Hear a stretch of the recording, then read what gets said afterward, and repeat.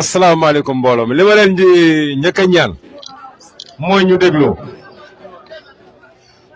sànq ba tey bu nit ñi di wax ñeneen dañuy làng feneen comme làng gi mënut a nekk ñaar il faut yéen ñi si ginnaaw soxna Sélébé ko sac bi ñu dégloo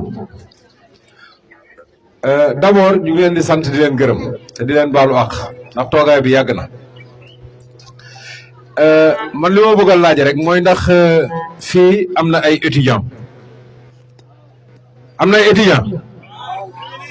voilà dafa am lu ma leen bëgg a leeral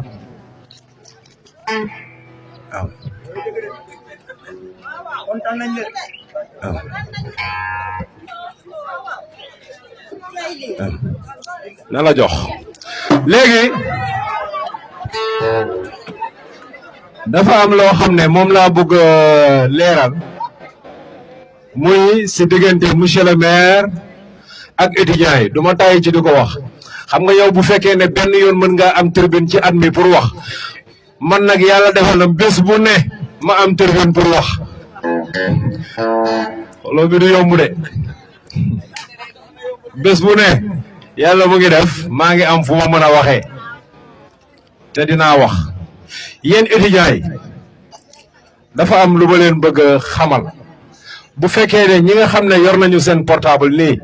damaa bëgg ñu dugg si calculatrice bi ñu jël li may wax par benn ñu def calcul bi bu ñu paree ñu wax ma ñaata la mooy li ma leen di wax mooy li nga xam ne monsieur le maire Déthié Diouf jox na ko élèves loolu ñuy wax Amertacom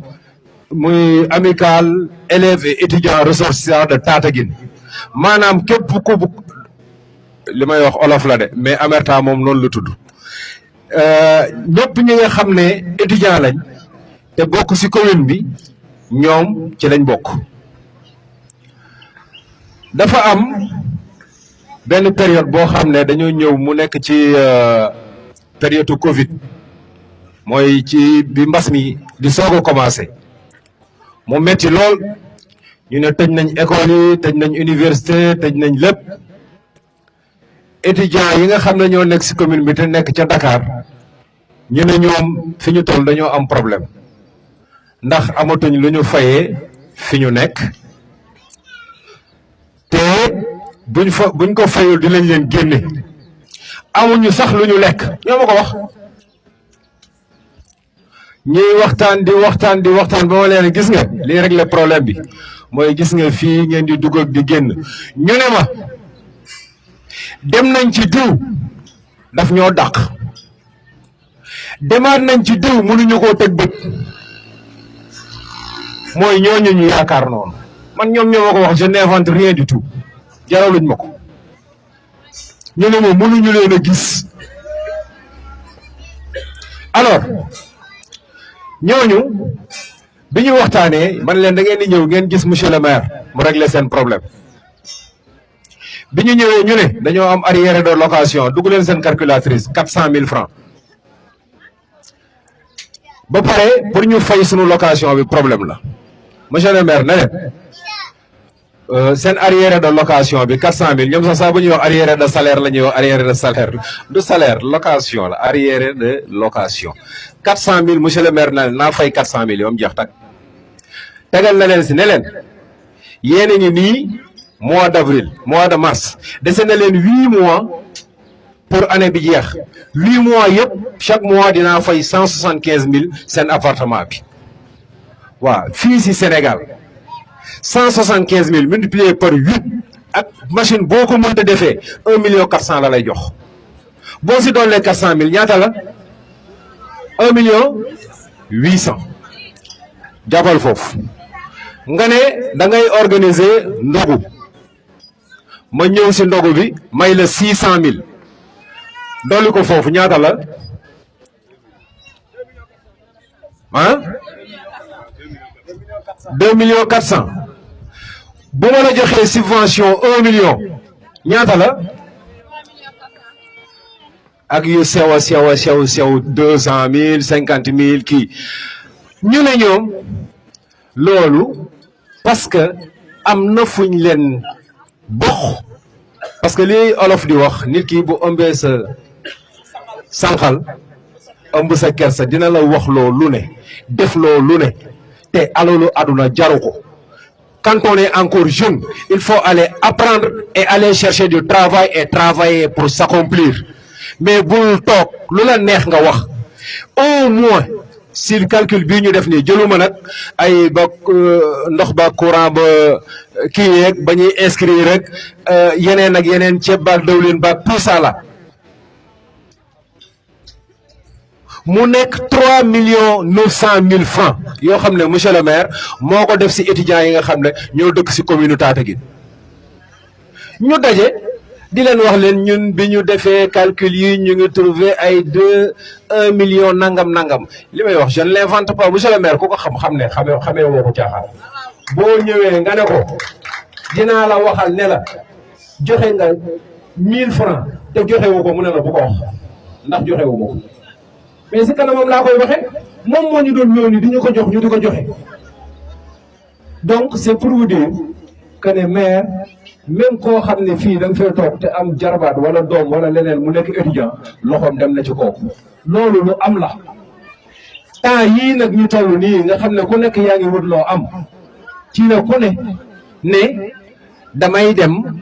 maay def lii université maa fay def lii maa fay def lii mais ba mu méttee dëgg nga xam ne mbas mi ñëpp la jàppoon mbas mi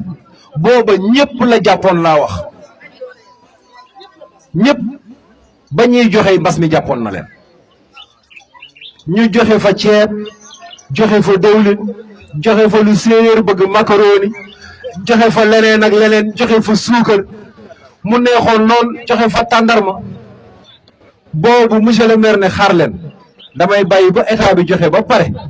bu paree ma xool képp ku amul woon man ma jënd jox la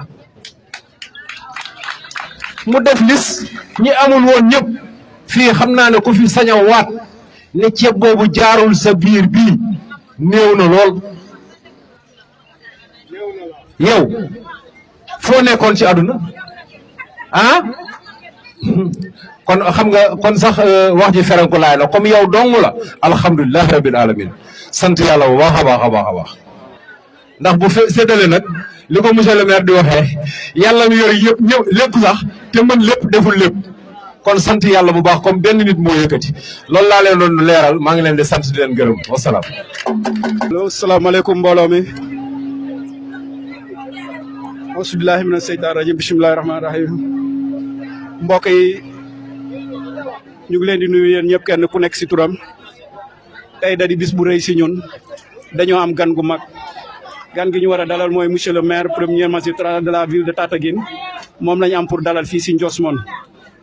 balaa waxtaan bi commencé nag dama bëgg bu jox imam kàddu gi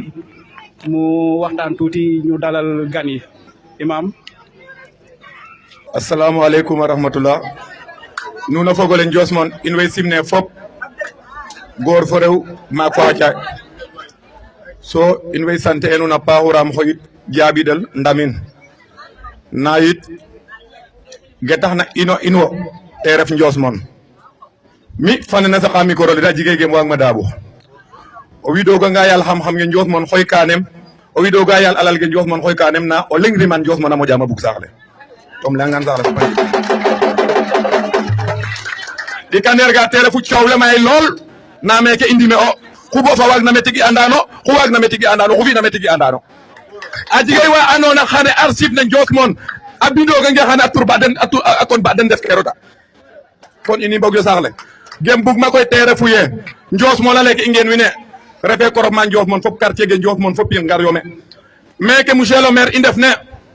majorité refe me na qualité gey me ɗi kander ga te refu information ne xaƴa ne i mbug ine ka faafit te ka faaf teeru na me refne meke Dembale we Ndiosmone roga yonanga te ween kilifa ge ngeen wine meke Dembale to a mbalango bo pare o gaga jigey ɗi kander ga gen bug ma ley te refu ye fat nu yeewoor am ka jig ge jig na to surga nange ci tangak réseaux sociaux ge caja han def ne to fo mbager ne te amabe xan imbi o geke xan imbi o gana xan imbi o geke anate o fofi anyaaje ngeen we alaye refen digil xu rek na nuno fofi to refe monsieur le maire ko ma baax mi leyin xu rek na nune xana cu anun courant to mbinum kabe ka kam ni talim xa solaire ay xam ci anun courant ka ma baax mi leyin ki kander ga tere fuye anda gem le kanun fatin nga jona xirne wen nitano geno fofi fop o leng to robinum kabe ram wen ni tok nane ka mbagero nga to fofi njigero na kandi mene bo abdilano kin kon gem le kanun tere fuye o ando no o tero ga xajme fat i ando ye o tero ga xajme o tere xane maire sa ref maire la kaso xuna xirel ma xano tere maire roga te ga ba pare di kander ga tere fuye mbel ne kam le mbel ne mayay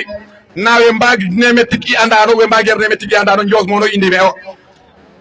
bu koy monsieur le maire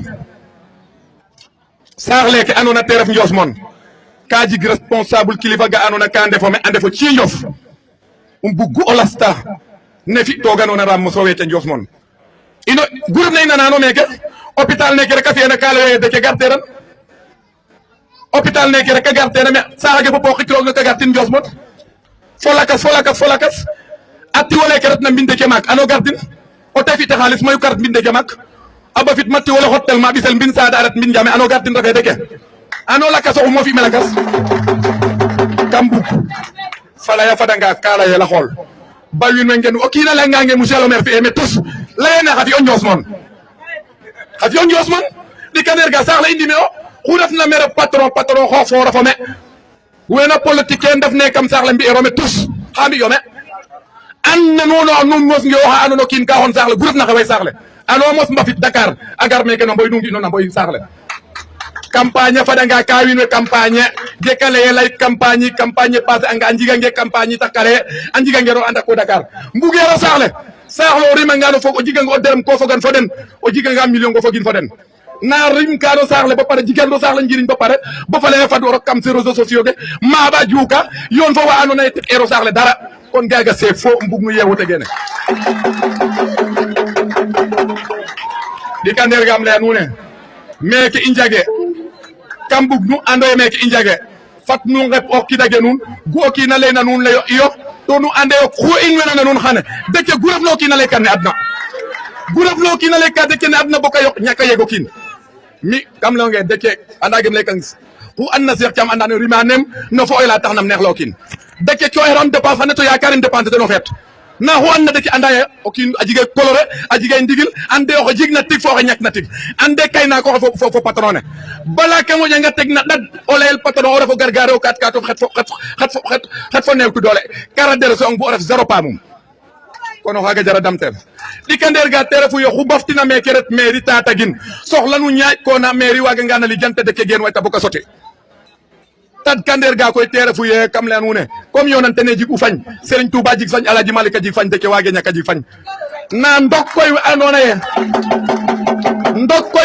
ye we mbagne de ke ngeno kero kam le nge wayo o fada ngambe dab poto ga lu pe o kazu sa hôpital na nayma anjigi o fofi pinge fo banjigi o fofi kon de ke fu do atanga ya ba jig sambe da mberna le tous waawe na xiklo la njos mo nandi me la njos mo xambi yome way gene kam bug nu an nof genun ajigay fala yana anona wa gerok na nof genem fañal wa gerok na nof njos mo na lek ini mbogno i ande gerok na njos mon tom langa nu andano bugit deje mi fo kaji fala yana anona bala kalel kaw jigme ka wage na sede umre anga président ne mi xane pale ne mi pokatom tabakan na xu anna Cheikh Thiam koros man njos mono anda xam o yengom baftama o yengom sutwame na rey moof ne mi fo xaƴa mi koros ma xaƴa njos mon leyonge ka jig quartier na andona ye kam rimel ne worole naga ka refa toka mbel kam moof mi fo dong fo roog waxaya moof leyonge be est-ce que xoyam bom gar kalam Cheikh de anga ndaxar ne na ñowa pajage na ñow na xama gey toka mbel kon mbug quartier naga gu wagona fato damta den ndax lay rongo ten kam le yo confirmer ke num ta deke mofe ngeen wa mi leyin di kander ga terefu ye njos mo na lek anona ini njigno ngeno me gu wagona dimla inte ne yusu lay nax doléance di imbager nga ñak ala tendam imbager na lol ombi ñola kas no ulol nane ilol angano ma makki sax makki lay ne ndat ngi o merna kon no ulol nane itam arega nga nu ne xana fi ana nun tik xana xaax jige kon monsieur le maire ɓaati o góorgóorlu ram góorgóorlu xa o dimla in hôpital neke xurime na saax le waag tig war a ɓita meke xa tig xani waakin an te politicien ke ndimene saax le ano mos leya nuune hôpital neke a fi'a me xa ɓetax wa jumana in neke buga yen took in politicien ke mbaga nge tiga ndimelo saax le fata ndimlo in te jumana in école ne ini neke ano mos mi te ñaar fuk ndiki gem ñoow tika kon mi o ñan kana xooxes ge saax le mbog ne xu leyna ye buga saax le to moso fi te tous bo waxtu fad o bug saax le utiliser a den gar taxa 100 000 ko finance a rewe financement ge rewe ne 100 000 ge refe financement ndawini tin ino ge i cooy rewe ka i ci'tano i ndefeero o leng tous gem leya mi anda mi na paaxu gem leyta al nem leyta kam anda gem leya ndigil tengin to ga ñoowna tekim leya anda mi gem leya paaxu gem leya refe lay politique na kam bug nuun we Ndios moon fo environnement ne nu ando ye nu leyange bo kadada in langue in ge ko o leng wage leya deke a mosa jikoox meetar place ake koroma Ndios moon om rimem o leng mose waga leye a place a leng deke co tay taxa ɓetak o kiina co ay ta deke xa ɓetak i ngiyete wa andoona ye xikkirelo saax le a ngedange saax le fop ka njikokano langue saax le fop ka njikokano waye a cikax saax le a yooɓay a felanga deke xane saax le fop ka lotisat nin i mosanga mbaxtoma ley no korofma Ndios moon lotissement na ka jeg problème ka lay ka dene duqim langa num fop nu mbokatorange ngaro koy pour ka xemanel na mi soxla im te tous waaye kon kay o kiino nan naaga nu njigangano bo o kiina gar nof genuna rega nun taxu leyna nuun it ka leya ye nu mbalangamo nu mbalangamo koy wooye ram nu mbaga mbalo bo pare o yaal ma war ndiki o xon mbal ne bo pare koy nu ngeoge ka jalan na nuun nu ngeome ka teg na caf nuun to mi gem waagel ma te refu ye xane jiganga i yonoga nge xane bo jig xaalis xano widitangeram wid kirang gaga taxum dama deke ande badolo ande o cigu xaalis o ndigil rek ka ando o mbug fa laya neke a jig day lool nda waag inuma ñaka leyit nene o mbug i ɓata ngorgorlu xo ando ye saax le mbodero neke communication ne faaxeeru xeƴa naka wattina fop i mbageer na ley to meke na kam mbug nga andi ne responsable ke def ne Ndios moon mofo tonge o ñakanga saax le Macky Sall a gar anga qicra saax le sax a ñakin we yoq ne koy buka mbaag ne leyene a ndefeero saax le tous Matar a faka xamo nan num de ko jaxasa rek nang faka mbaag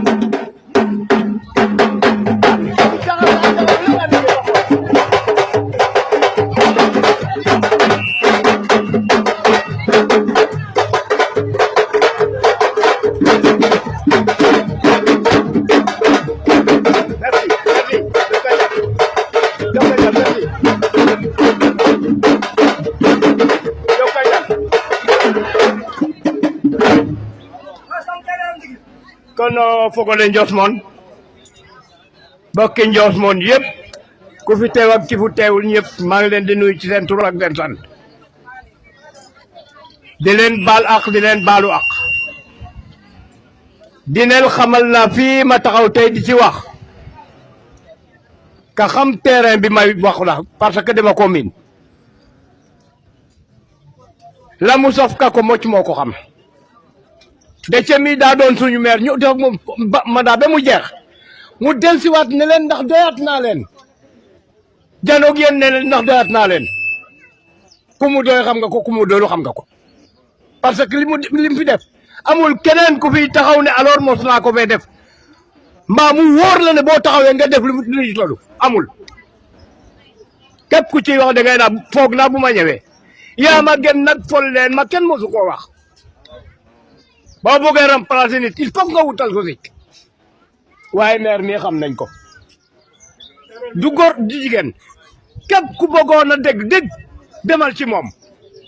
du la wax ay caaxaan mukk parce que bëgg na alors pour nga farle ko déedéet yàllaa ko gënal toujours day naa yàllaay fale te loolu mu wax dëgg la de yàllaay fale bu ko yàlla joxee loolu dina ko jël bu ko joxul ñu xam ne dëkk ko joxul waaye nag yéen nañ ko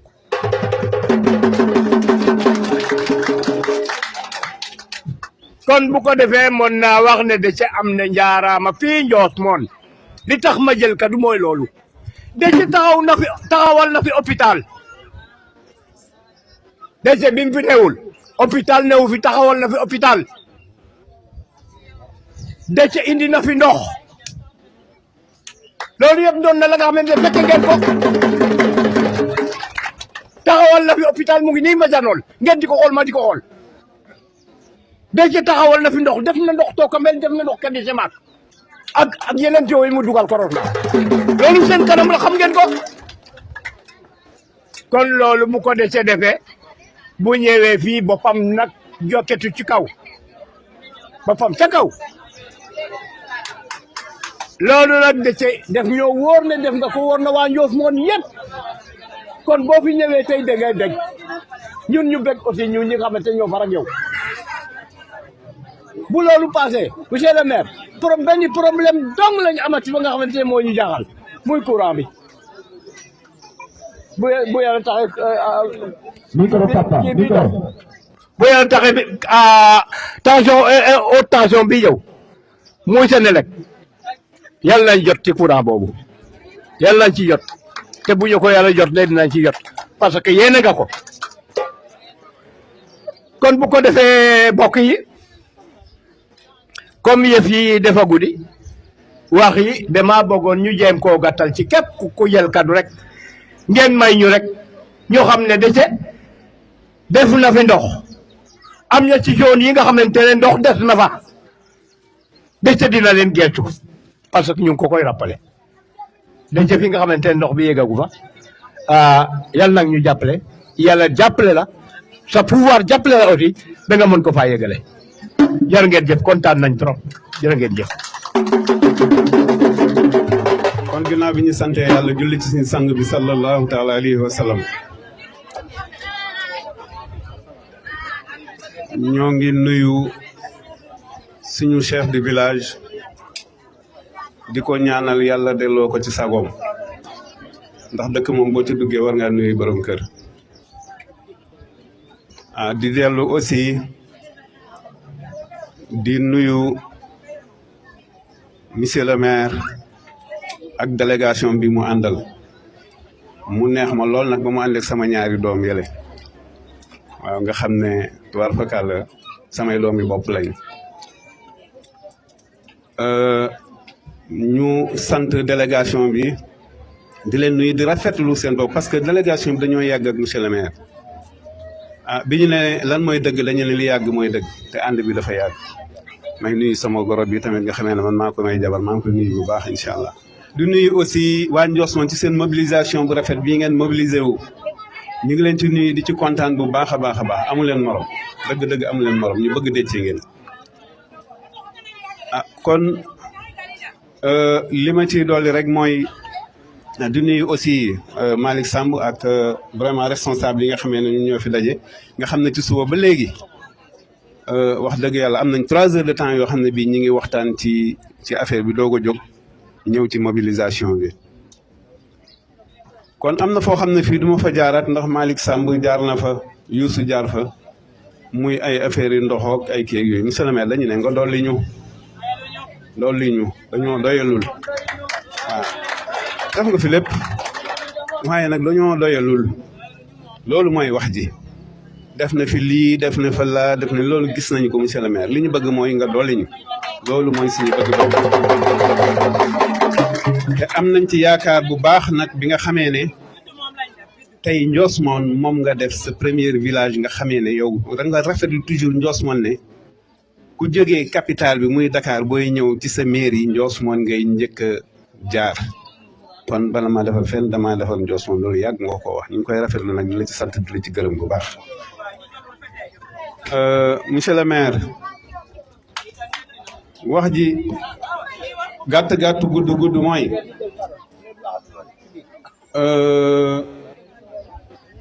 yaatal la ñu ndox mi suñu problème yëpp xaj na peut-être ndox mi la yaatal la ñu def nga ci sa doole nag gis nañu loolu bu baax a baax a baax waaye dañoo bëgg bu la fi bu la yàlla joxaatee mandat bi incha allah parce que tamit yàlla daf la koy jox parce que liggéey nga rafetlu nañ ko yaru nga wax dëgg yàlla ñeme nga dëgg et puis bëgg nga dëkk bi kon ñi ngi ñaan yàlla incha allahu rabbi yàlla jox la mandat bi nga mën ñoo defaral suñu dëkk yokkal ñu incha allah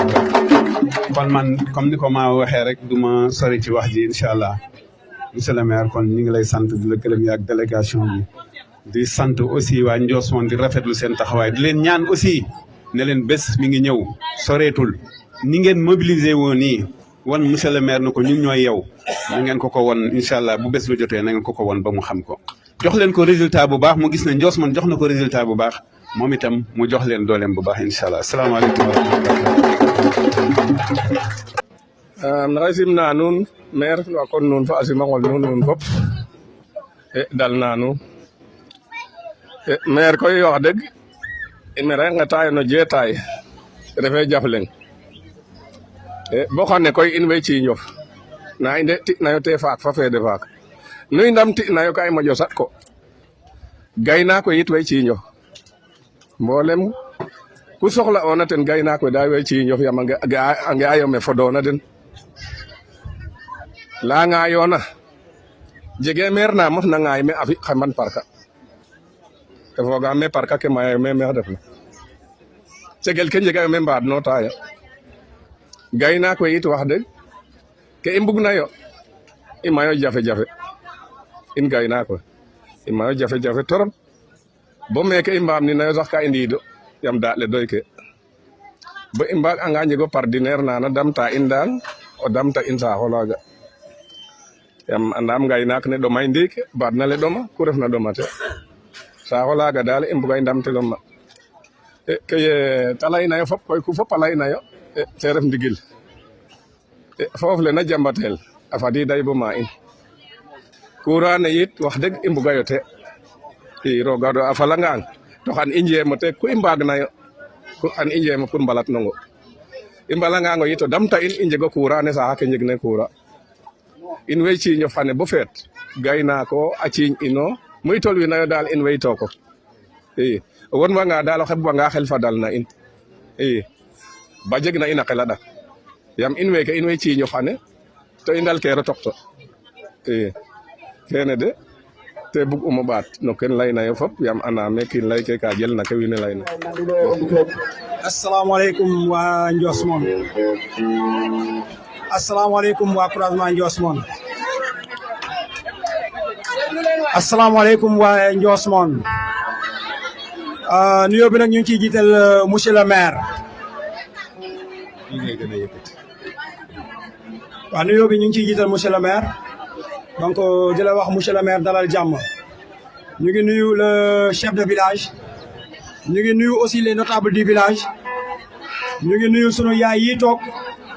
ñu ngi nuyu aussi xale yu góor yi nga xamante ni moom la ñu représenté fii tey. bon di leen wax nag kàddu gii nag waruma ko woon a jël. Le président de l'ASC moom moo war na wax. mais yàlla dafa def mu am gànt. léegi mu daal di may yabal ni su ma ñëwee naa jël kàddu ci turam. donc kon kàddu yi maa ngi koy yëkkati ci turu président association sportive et culturelle bu croisement Ndiosmone. kàddu yi aussi maa ngi koy yëkkati au nom de l'ASC croisement Ndiosmone. bon pour commencer monsieur le maire, pour faire du savon l'huile est nécessaire, mais pour nettoyer le savon, pour nettoyer l'huile, le savon aussi est nécessaire. Je crois que cela veut tout dire. Monsieur le maire, dañu amoon ay jafe-jafe ñu ñëw ci yow wax la ko nga taxaw ci te boobu it ñun xamoon nañu jafe woon na trop parce que terrain bi ñu jox ay doomu dëkk bi lañ ko lotissé woon jox leen ko ñu fay ci seen xaalis nga jël sa courage en 2 mains jël terrain bi daal di koy jox jeunesse bi peut-être ñi la fi jiitu ñi nga xamante ni ñoo daggoon terrain yi waroon nañu bàyyil jeunes yi terrain mais defuñu ko. bi nga ñëwee nag yow loolu lépp da nga ko rectifier loolu chaque jour je crois que saa yu ñu demee terrain jeunesse bi dañuy fàttali ko loolu te vraiment dañ la ci remercier bu baax a baax a baax a baax a baax a baax di la xamal encore que association bi jeunesse bi ñu ngi nii ñëw nañ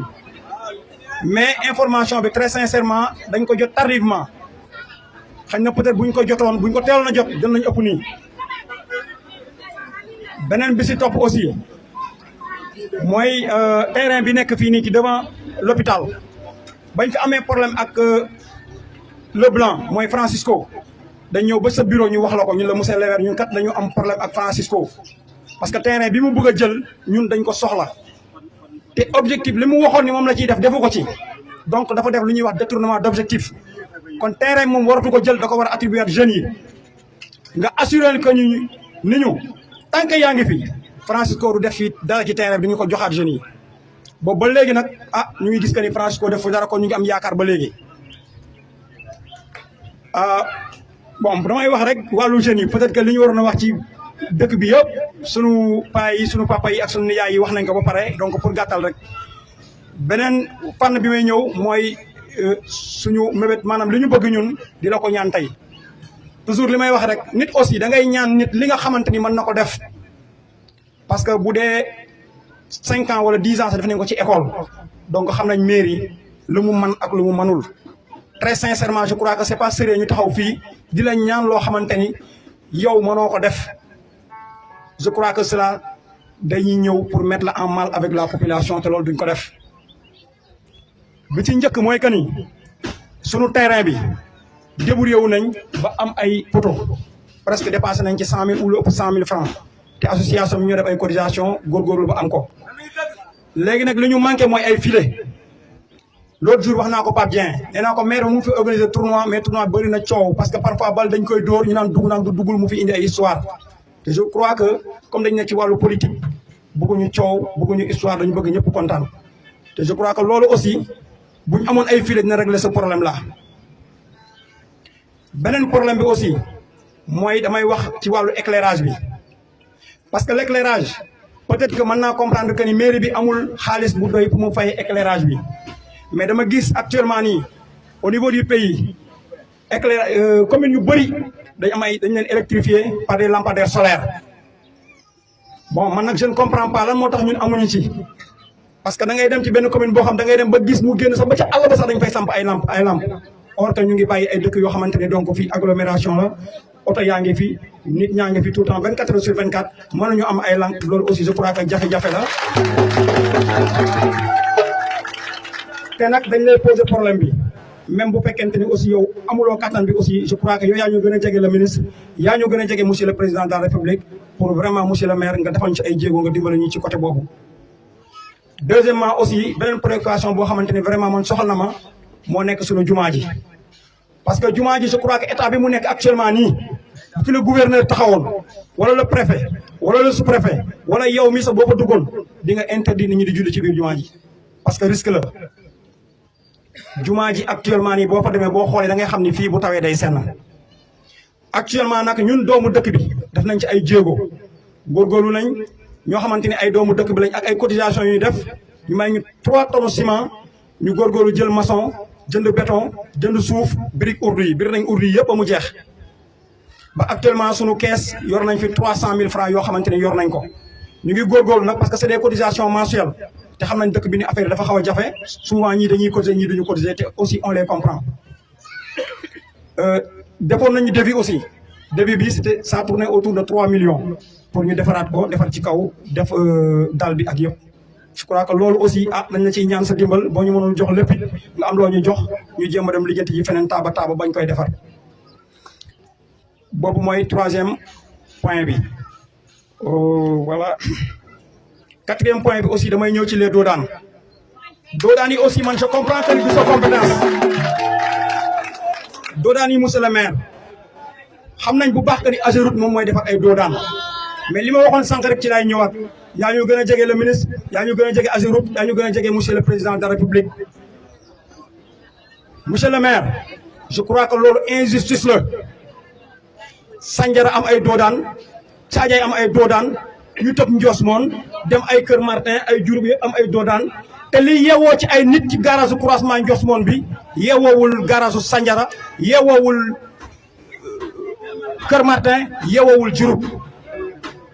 te boo xooloon statistiques yi aussi ci wàllu accident croisement Ndios moon moo ëpp ay accident mortel que yeneen dëkk yooyu ñu def ay doodaan je crois que mënuma comprendre tey ñu bëgg a tëb ñun tey defal ñu ay doodaan ñun ñu bàyyi ñu je crois que la injustice la boo xamante ni aussi dañ la ci yaakaar yow pour nga dimbali ñu ci donc encore pour terminer monsieur le maire ñun de très sincèrement liñ la mas a ñaan fii yëpp ñun la jeunesse jàppale nga ñu ci taxaw nga ñu ci te aussi ñun tamit dinañ def suñu kamtalaay kattan ba nga xamante ni lépp loo xamante ni soxla nga ko ci ñun boo ñëwee boo ñu ko diisee dinañ ci taxaw suñu kamtalaay kattan lépp luñ ci war a def dinañ ko ci def wasalaamaaleykum wa rahmatullah maa ngi gërëm mbooloo mi yëpp